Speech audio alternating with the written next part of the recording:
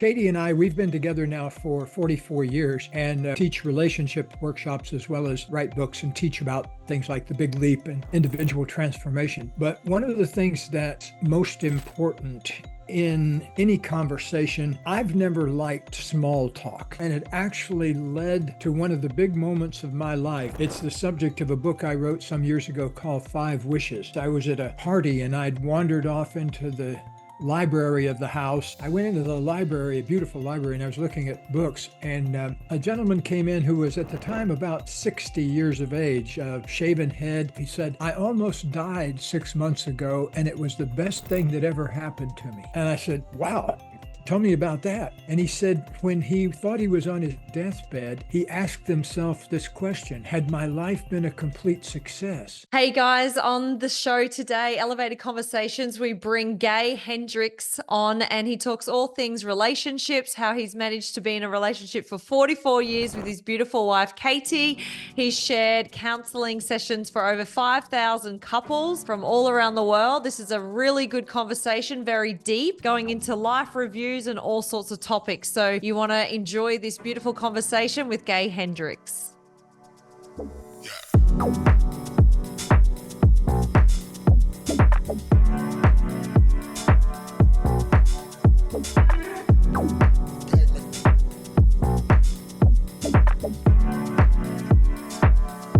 We're welcoming Gay to our Elevated Conversation today, all the way from Ohio in California.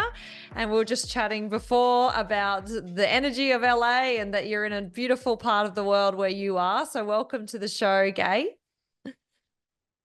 Thank you. I'm glad to be here. And I should have mentioned also, speaking of Australia, and I get the most email and fan mail from the Byron Bay area. Is that anywhere near you?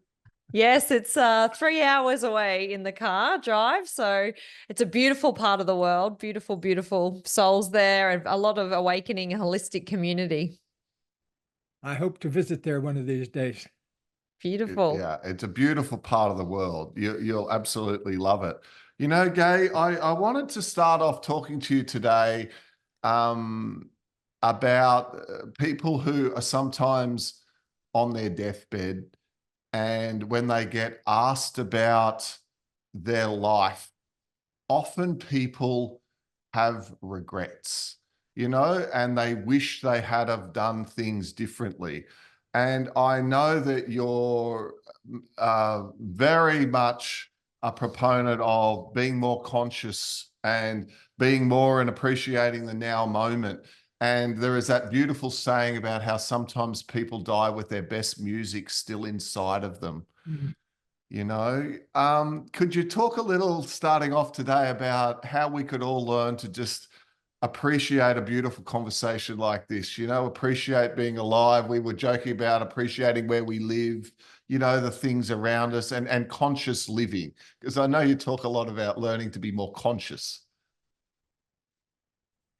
Yes, well, Katie and I, we've been together now for 44 years, and we teach relationship workshops as well as write books and teach about things like the big leap and individual transformation.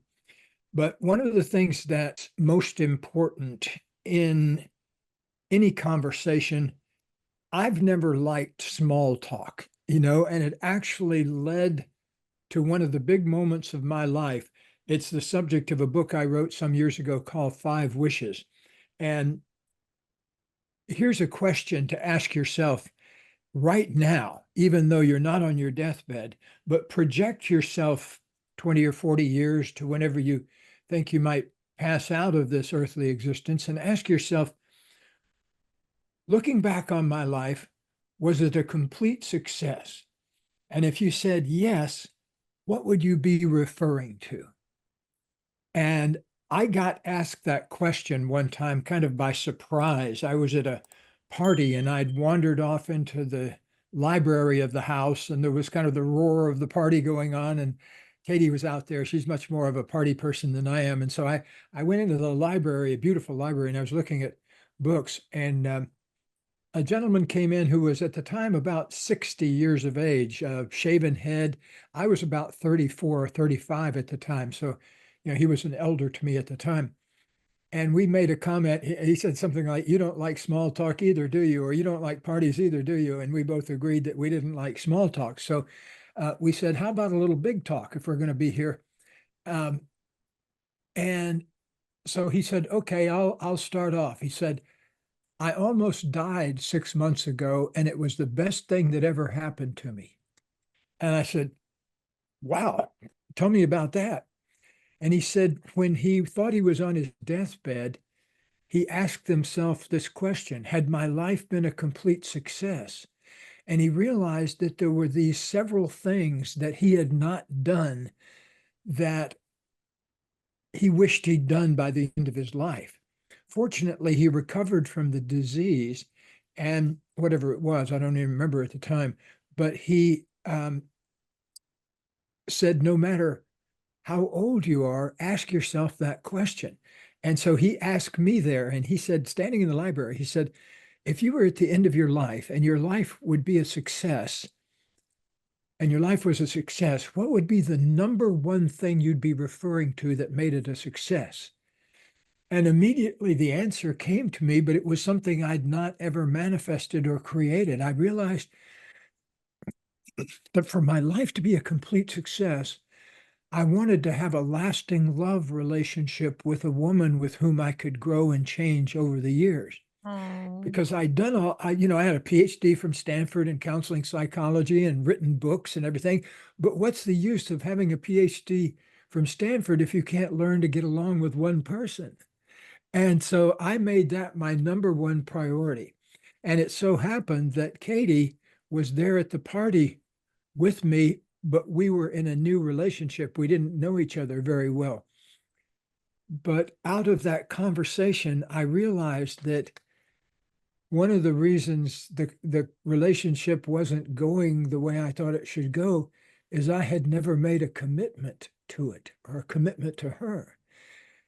And so on that night, I kind of marshaled all my resources and made a commitment to being in that one relationship and experiencing my growth in that relationship. And it's been a magnificent ride. We've been around the world 30 times and been on Oprah multiple times and, taught 2,500 seminars and things like that. But the essence of it is that flow of connection and knowing that was my number one priority.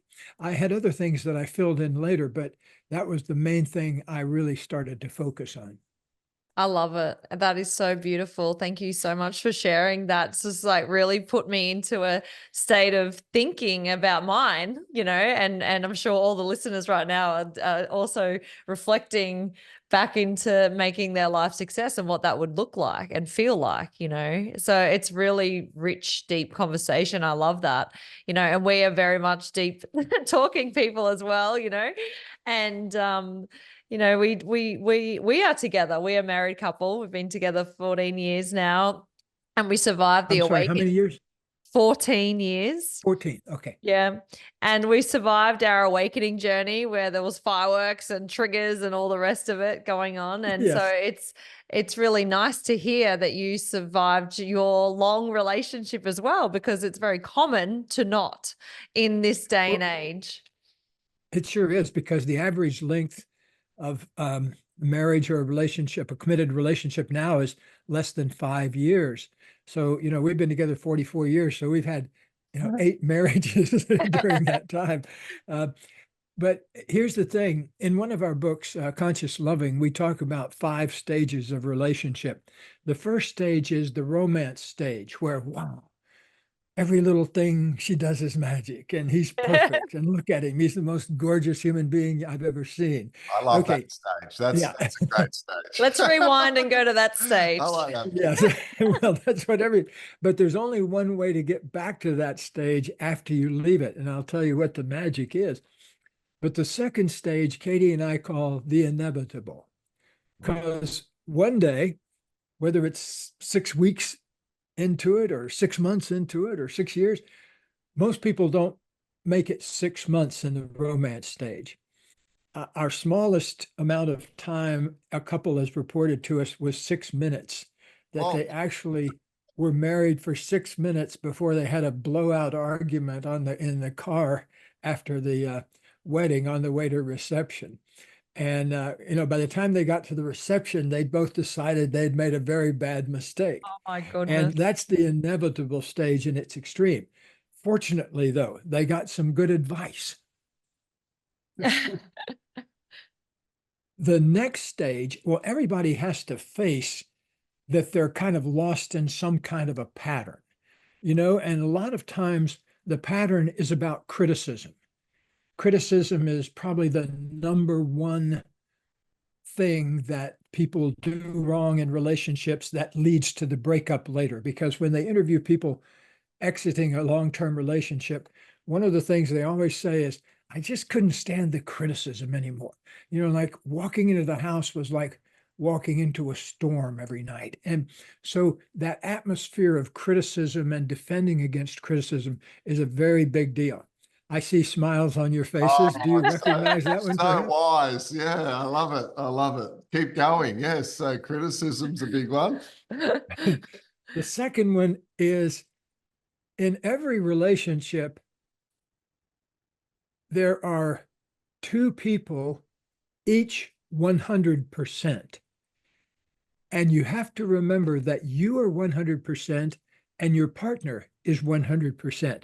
You're not two 50% that are designed to make a 100%.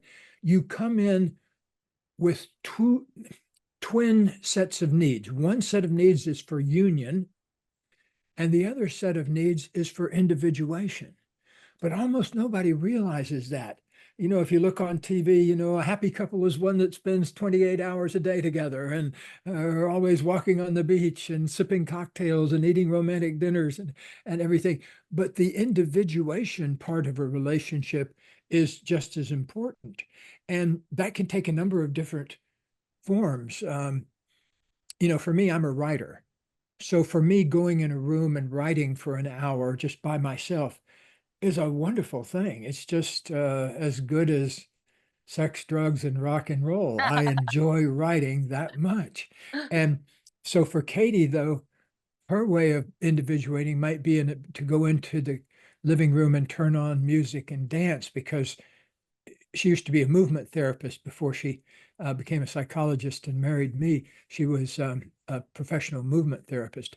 And so dance is part of her DNA. So you got to acknowledge that you've got two twin needs there, union and individuation.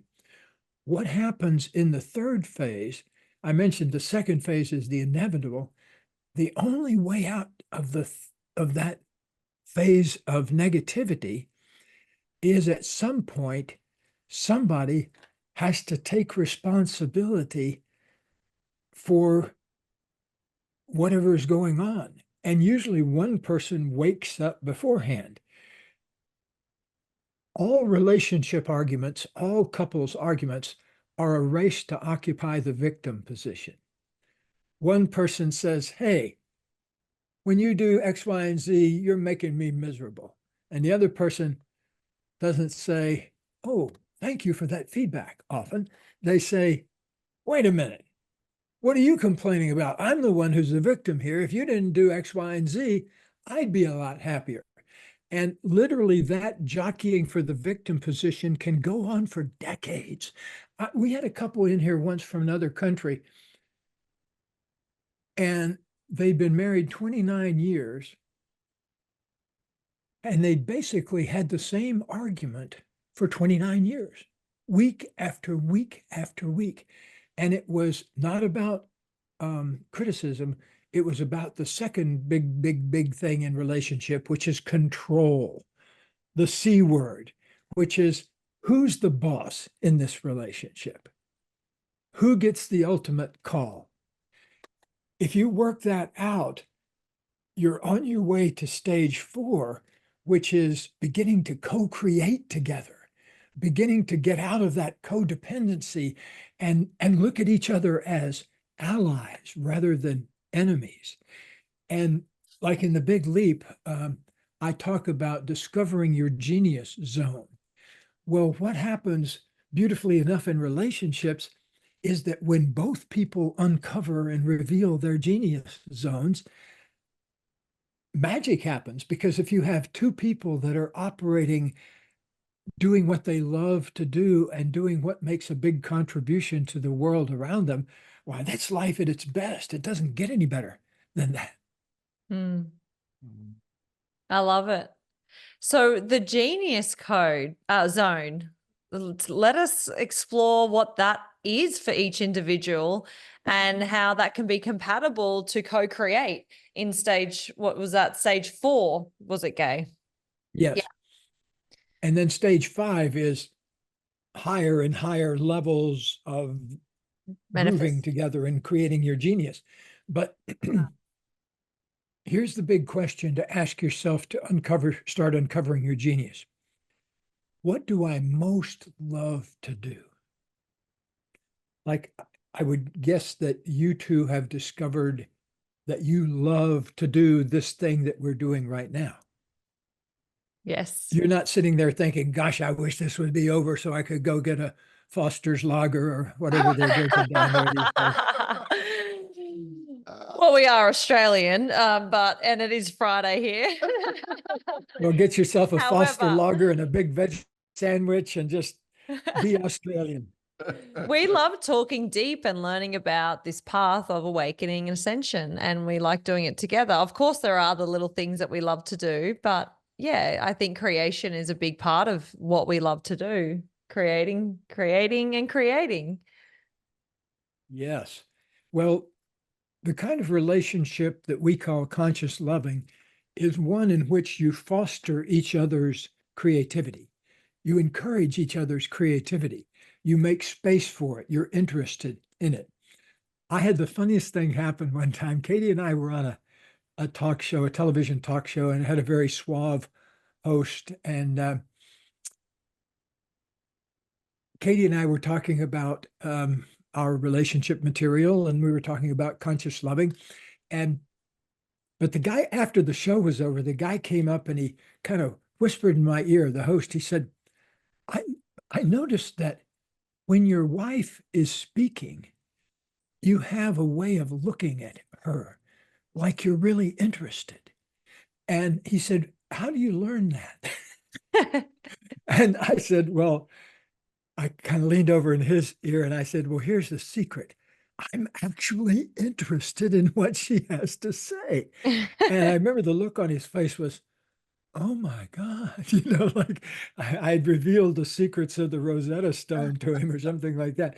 But I think we want to find that in ourselves almost before we can find it in another person. We need to fall in love with ourselves, not in an egotistical way, but in a genuine way of unconditional acceptance, that down inside us all, most of us anyway, is an old unlovable part of ourselves that likes to hide. And then when it hides, it creates trouble on the surface. And so one of the big central things of life is to learn to love yourself unconditionally in the way of acceptance, not in the form of egotism or bragging or anything like that, but just loving the who that you are, loving your being. And to me, any other position that human beings take, you really got to rethink it, because look, how many species are there on planet Earth? Quickie quiz. There's about 9 million species. There used to be a lot more. There used to be literally millions of years ago flying pigs. If you look at the fossil record, there's all sorts of things like that, and 30-foot alligators and things that aren't, thank goodness, aren't around anymore. Although I understand your salties down there in Australia get to be pretty good size. I'm from Florida, so I'm a student of crocodiles and alligators. I grew up around them, so I always think of alligators when I think of where am I going to visit. So one of the things that we have to concern ourselves with is, what do we most love to do? What is it that most juices us up? Because to accept your depths in yourself means that you can see and appreciate the depths of other people. That each person comes in, with baggage and old programs and things like that. And if you get to fighting about who's the victim and who's the boss, you don't ever get to lift free of those old programs. So your liberation begins when you benignly point the finger back at your own heart and say, how did I end up creating this pattern? Or, of all the possibilities, why would I be choosing an argument right now? Okay, back to 9 million species. You and I, the three of us here, and the people that are appreciating this, are the only species that can have conversations like this. Out of 9 million species, we're the only ones at present who can do things like that on this planet. There's probably out there somewhere, there's another planet where there's the same talk show and we're talking about Australian rules football or something like that, which I've never been able to figure out, by the way. I'll have to take a tutorial sometime. So I think each of us should feel a massive sense of self-esteem just by being a conscious being that can have conscious conversations. But let's not stop there. Each of us started out as 250,000 or so, 250,000 sperm cells, and only one of us made it to the egg and got there in time to release its genetic material into the egg. So each person, even if you're have a flat tire on the side of the road and you just got fired from your job and you're feeling really miserable, just sit there and appreciate the fact that, wow, I beat out 250,000 competitors to get here. Of course I'm a winner. Now I just have to find out what I should win at. So anyway, let me just pause there and have a sip and see if you all have any comments or questions about what I've talked about so far. I love the sperm comment and the 250 million, is it? Because 200 best estimate would be about 250,000. 250,000, because a lot of us have this, this feeling of not good enough, unworthy within us.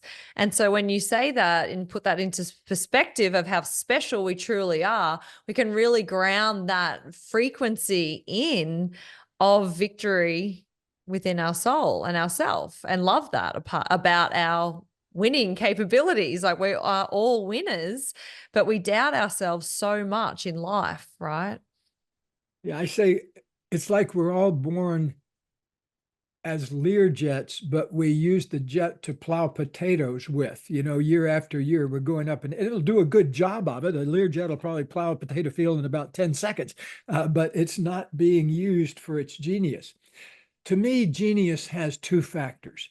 It's not some wild and crazy loony person out in the forest inventing things or anything. I mean, what it is doing what you love to do and doing what makes a contribution to your family, to your relationship, to the community around you. You all are kind of going into it in a big time way, launching podcasts and getting your message out into the world. But not everybody wants to do that. One of my old mentors, Abraham Maslow, used to say that it doesn't matter if you're making a great soup or writing a great symphony. The great soup may nurture 5 people around a dinner table, and the symphony may nurture 1 million people in a concert hall. But what's the difference? Because each of them call on the individual goodness and the genius of the person who's making the soup.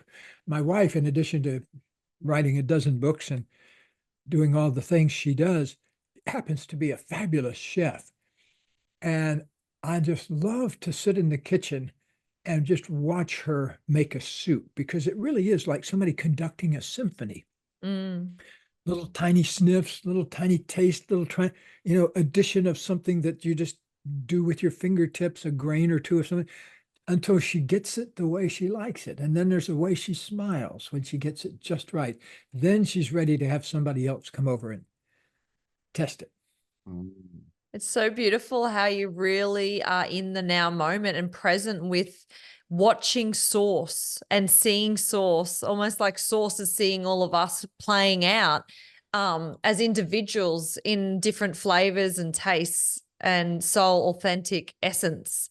And I love that you see that, like, as so many of us don't look and engage in that. And I'm sure, like, after this conversation, I'll probably look at Pete in the garden as he's digging and, you know, modeling his cycads and his palm trees and just getting it perfect in the dirt. I'm just going to sit there and smile because that's his essence. That's his genius zone. That's beautiful. Well, that's another thing that Katie happens to be really good at. She supervises our gardeners, but she likes to get out there and work her herb garden and things like that. I'm kind of on the other end of the spectrum. I like to watch somebody garden, but I'm one of those guys that washes their hands 15 or 20 times a day. So I'm not likely to get down in the dirt myself. Right. I love it. So good. So tell us about body intelligence. So I've studied a bit in body consciousness and what our body is telling us. Is that similar to what you're teaching is to like body intelligence? Probably there's some crossover there. Body intelligence is the ability to recognize signals from your body and use them effectively. Like a lot of people, for example, don't even recognize the various sensations of major feelings. Like if you scan your body, many people feel their fear, for example, as butterfly sensations in their belly. But nature has equipped us so that hunger sensations are in the same general location as fear sensations. So a lot of people, unfortunately, eat when they're scared or lonely or feeling upset and can't distinguish that they're not hungry because they're eating out of fear. And same thing, a lot of people don't know where the sensations of their sadness is, their sorrow, their old feelings of rejection. Most people experience them in their chest, somewhere around their heart or their breast area. A lot of people don't realize that we carry a lot of anger up in our shoulders and the back of our necks. If scientists have, done experiments where somebody gets angry and the scientists will notice what lights up, and usually it's muscles in the back of the neck or between our shoulder blades and things like that that tell us that we're angry. That's useful information, see, because a lot of people don't know they're angry when they're angry, and they don't know they're scared when they're scared or sad when they're sad. And if you don't, then you're liable to do things that are contrary to those feelings. And so we like to help people get in touch through their breathing and through their movement, a general sensitivity to what's going on in their body. So many people don't have that. We have a whole book called At the Speed of Life that is used in a lot of therapist training programs to teach body intelligence. So if you want to get the whole detail on our approach to body intelligence, At the Speed of Life is the book to get. But the essence of it is, to get very basic for a second, if I may, almost everybody learns to recognize the sensations of needing to go to the bathroom. Okay. And when we're around 2 years old or so, we get a lot of intense training in that. Most people learn it. Now and then there's a kid that makes it to kindergarten or, and they haven't figured it out yet, but eventually very few people get to graduate school without mastering that. But I mention that because it's culturally permissible and taught to recognize that. And it's not culturally permissible or taught often to recognize the other feelings. So a lot of times when you get angry as a kid, you're told to sit down and shut up or whatever. And, or if you get sad, somebody says, don't cry, don't cry, don't cry. If you get scared, people say there's nothing to be afraid of. It's okay. Well, it's kind of like we have this big book to read and this big symphony to listen to inside ourselves, and people tell us to shut it off, not to pay attention to it. Here's something interesting. Children, when they start school back in kindergarten, kinesiologists have counted the number of movements they can make with their body. And we can make about 3,000 movements before we start school. By the time they come back and measure those people as seniors in high school, they're down to about 300 movements their body can do. So in other words, we lose 90% of what our body can do kinesthetically in 12 years of education. By what? Sitting on our butts. And so I'm a big advocate for more movement in education. We've written whole curriculums curriculums that are used in schools that, you can teach math with somebody in movement, not just sitting on their rear end. Yeah, I love that because we've got a 7 and 10-year-old right now. They're two boys. They've been in and out, homeschooling, back into the school system. And Harley, our son, he's constantly moving. He's wriggling around. The teacher's trying to get us to teach him to sit still and at the desk. And, some days I walk in and his legs are up in the air and he's got the iPad and he's swiping across with his ABCs. And, I see that, and I love that, reflecting what you've just said into that. Well, let me tell you something, Katie. She's very into movement. And when she went into kindergarten or the first grade or whatever it was, the teacher was always upset with her because she was always wiggling and everything. And then she had another teacher, I think her name was Mrs. Watson. Katie talks about her to this day. But she said, hey, you like to move. Let's move your desk to the back so that you can move all you want to move and it won't bother anybody else in the front row or anything like that. As soon as she did that, straight A student, valedictorian, of her high school 12 years later, straight A's all the way through school. It was just made such a difference for her to give her body. And after a while, she didn't need to do it as much. And so, but to this day, if you see her sitting around, she'll always have something. She's wiggling her toes or, doing something with her fingers, something like that. It's very charming. Beautiful. And it can be just like the expression coming out and coming through. It's beautiful. I love your philosophy that, to show up and to have a lasting relationship, we've got to keep, of course, work on the self, because the more healed we are, the more self-aware we are. It sounds like your different books and programs and etc. are on the one hand helping the person understand themselves more and be more aware and more appreciative and in gratitude. But then when they go to the relationship, understand, now that they know themselves more, understand what they're bringing to that partnership and hoping to understand their partner as well. What happens when one person isn't so open to self-reflection, let's call it, and to growth? How do you handle people who are a little bit lost as to what to do next? Well, typically one person in a relationship wakes up before the other one does. Yeah. And wants to change things. Interestingly enough, we men don't come off very well because there was a study done about who makes the call to the therapist to book the first session of therapy. Was it the man? This was in heterosexual relationships. And I think they measured 100 different male-female relationships and said, who made the call to the therapist to say, we would like to come in and get some relationship counseling? Guess what the answer to that is.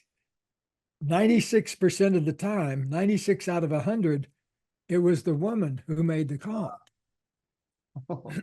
So men, let's take a moment to just say we need to do some waking up here, and we need to take more action in regard to changing our relationships. And because almost everybody that comes in is one person has awakened faster and the other person is trying to catch up, or maybe isn't trying to catch up, maybe is trying to sabotage the whole thing. Yeah. Yeah. Yeah. So like in the first session here, we always work with the issue of, do you want to be here? Are you committed to the transformation of this relationship? Mm. The reason that's so important is that many people come into counseling with a hidden agenda of, like a typical one is, they just want justification for leaving. One person wants justification to leave. And so they kind of get agreement from a therapist that this relationship is over. So that's one typical pattern. Another typical pattern is sometimes people are so committed to being right that it's worth a couple of $100 to come in and get a therapist to try to agree with them that they're right, and Yeah. don't waste your money. If the therapist is any good, he or she will bust that one right away. So, Or even that it's like a stepping stone to then break up, right? It's like, we'll make sure that we definitely aren't compatible. And then we'll know after that meeting, it's almost like a stepping stone in that direction anyway. yeah. So we like to deal with that in the first session. Why are you really here? Are you committed to this relationship? And oftentimes people discover that they aren't. And then the issue becomes, are you willing and interested in making a new commitment to this relationship, or what? And well, here's the thing. We've seen, I guess, coming up on 5,000 couples, something like that, 4,500 to 5,000. And they break themselves down. All those people fall into one of several categories, generally 3 categories. One category is that things have been bad for a long time and they've been putting up with a lot of stuff. And so the task becomes to help that person get out of the relationship in a healthy way. Oftentimes there's abuse, there's physical abuse, and children are getting hurt. And so I'm going to say now there's 3 big categories, but 5 main categories. One category are relationships that just can't be saved. And so we have to say, look, it doesn't look good from our perspective whether you're going to be able to make it. I'd do some individual therapy on figuring out where you two want to go, and then maybe come back and do some relationship work. So that's one group of people. A second group of people are in what I call learning relationships. And that's most everybody.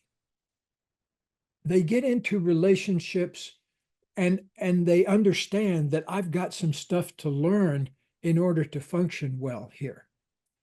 There's a subset of those that kind of wake up the hard way, though, and go back and forth between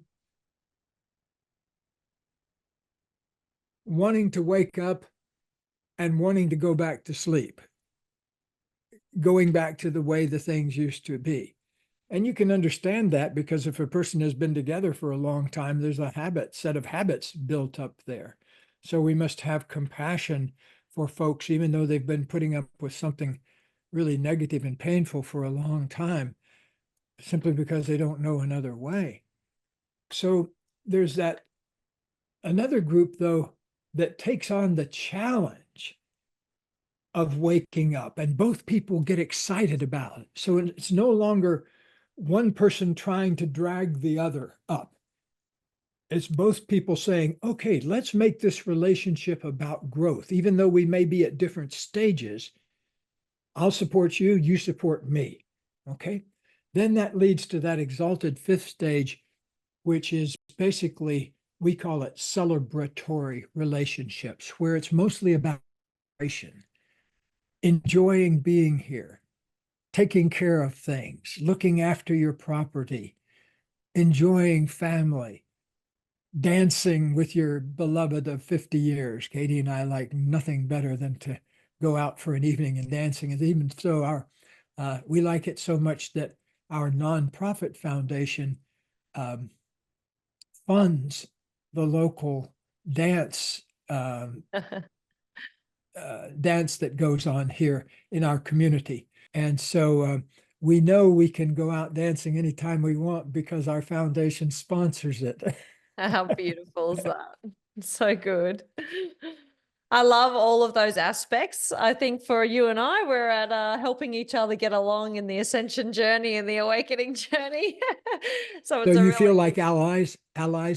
yes, I think Yeah. so. Yeah.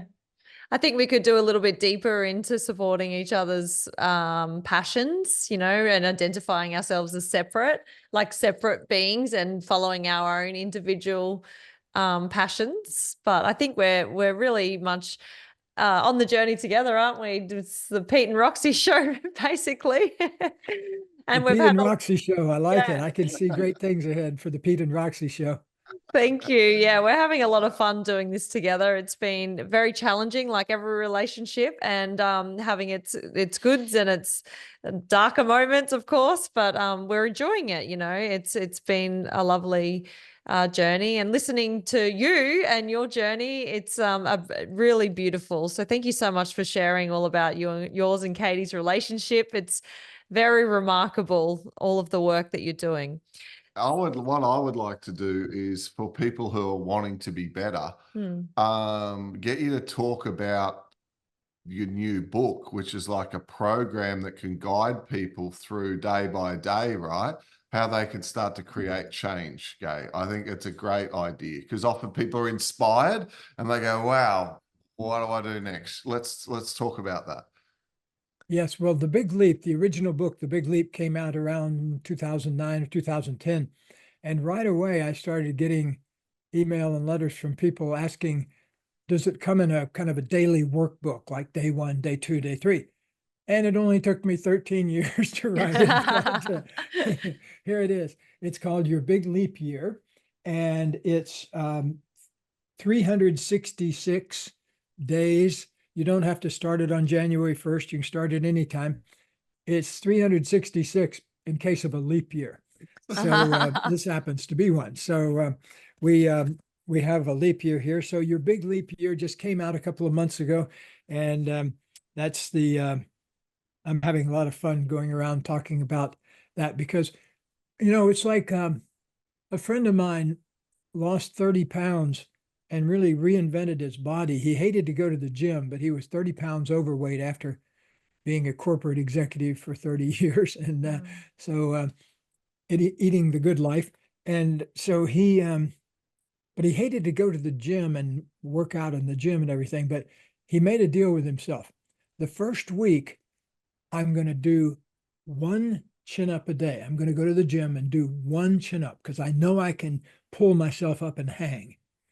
And then the next week, he set himself the task of doing 2 chin ups. By the end of the year, he's doing 50 chin ups a day and he's lost 30 pounds. So it's that kind of boom, boom, boom, you know, putting in the daily commitment. It's really easy to get lost off in this world. You know, there's so many distractions. There's, you know, there's kids, there's school, there's sports, there's community, there's politics, you know.